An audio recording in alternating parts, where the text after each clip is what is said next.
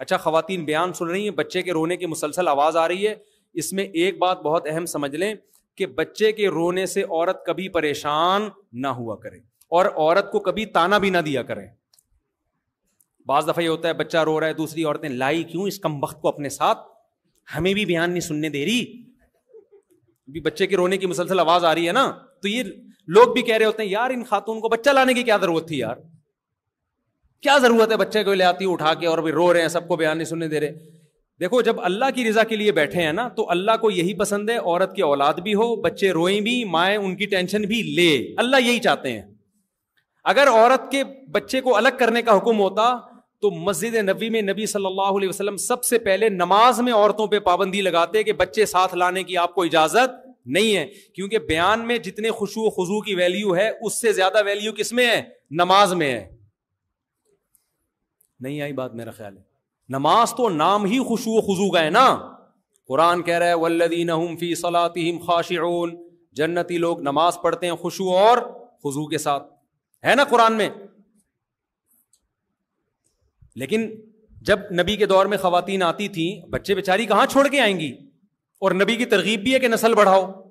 یا تو وہ پیدا کرنا چھوڑ دیں کہ بھائی اب چونکہ بچے ڈسٹرب کرتے ہیں, نماز بھی نہیں پڑھنے دے رہے, بیان بھی نہیں سننے دے رہے, ایجوکیشن میں اور یہ سب جو آج کل ٹوپی ڈرامے چل رہے ہیں مارکیٹ میں, ایکچولی وہ ملک میں ترقی نہیں ہو سکتی. اب ملک میں ترقی کے لیے سب سے پہلے نسل تو بڑھے, ہم تو سب کل بڈھے ہو جائیں گے, آگے نئی نسل نہیں آئے گی تو ترقی کرنے والے پبلک ہی نہیں ہوگی.